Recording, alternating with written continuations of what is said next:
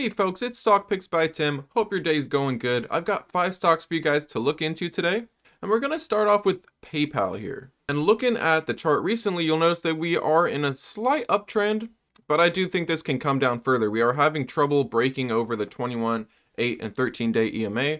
So this may come down and retest, the 95 area, maybe even retest 90. But I am very comfortable adding PayPal. Anything under 100, even under 110, I would say is worth averaging in, but I am focusing on it lately with it under 100 and trying to add as much as I can.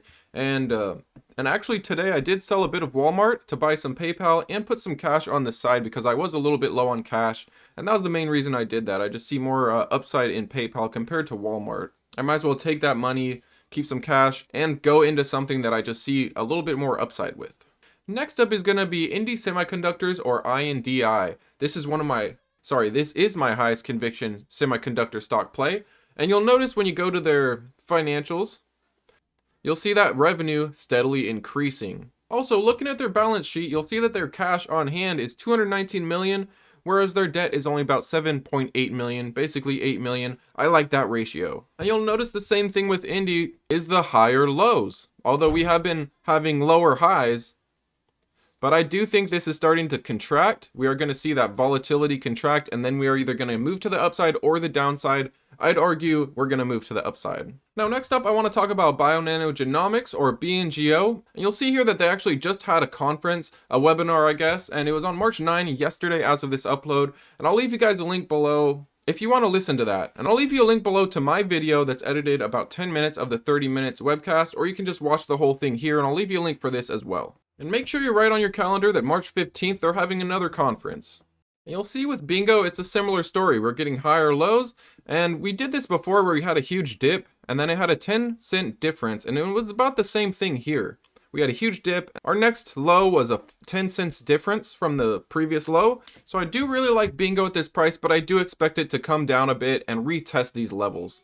And it does look like we found resistance here at $2, so look for that. If we can break 2, we may move higher, but it seems like we might move lower before we push higher highs. Alright, next up is going to be Matterport, or MTTR. Now this one is my Metaverse play, and I also have Immersion, or IMMR, as another Metaverse play, among a few cryptos as well. But getting back to Matterport, we're looking at cash of $404 million, almost $500 million, and no debt as it appears. Now the price to sales is a bit high at about $8.24.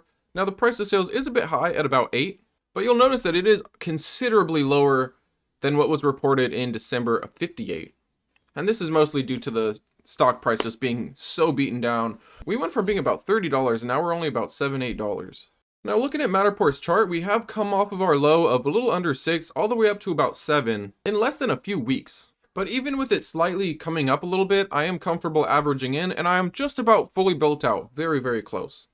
So this is another one that I'm slowly adding to. And in my opinion, this can go either way. I think this can definitely test some lower levels. Now looking at the MACD and the RSI, they are somewhat neutral. And looking at the candles, they are a bit bearish, unable to hold over the 13, 8, or 21 EMA. Next up, I want to get into Sofi stock.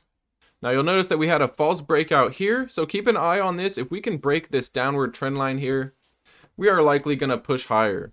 And also keep an eye on this pattern. It does look like somewhat of a W. We might have missed it since we were continuing kind of sideways, but this can still fill out. Keep a close eye on Sofi. You definitely don't want to see it break 890. If we do break that, we're going to be pushing some lower levels. However, looking at the RSI, we are very near oversold, but the MACD is still pointing down, looking a bit bearish. And of course, we are unable to hold over the 21, 13, or 8 EMA. Now, one bit of a red flag with Sofi is you'll see that they have cash of under $500 million, but they have debt of $4.2 billion. Now, I see this as a bit of a red flag, but I am planning on listening to their full earnings call. I haven't listened to that one. Now, looking at Sofi's price to sales, it is still a bit high, just a tad under 10.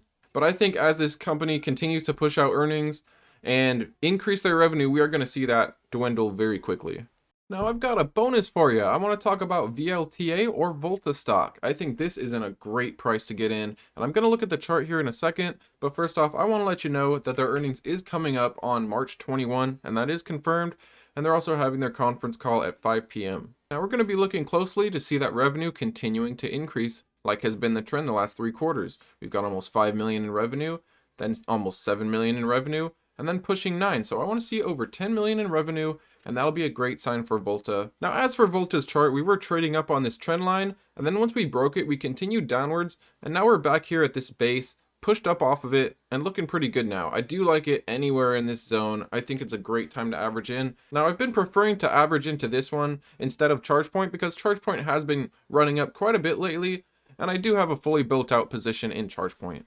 And keep an eye on charge point, by the way, because it does look like we're forming a potential head and shoulders, but we'll see where it goes here. We're just about to close the market as of this upload, so maybe it'll run up or run down after hours, but keep an eye on it and watch this pattern. But I do think at its current price, looking long term, it is worthy of averaging in. But me currently, I'm just holding because like I said, my position's fully built out and I see better opportunities in Volta, in other stocks. Alright guys, thanks for stopping by. Make sure you hit the like and subscribe. It definitely helps me out. And I put out daily videos. And make sure you check out the links below for some free crypto and stocks. Thanks again and see you next time.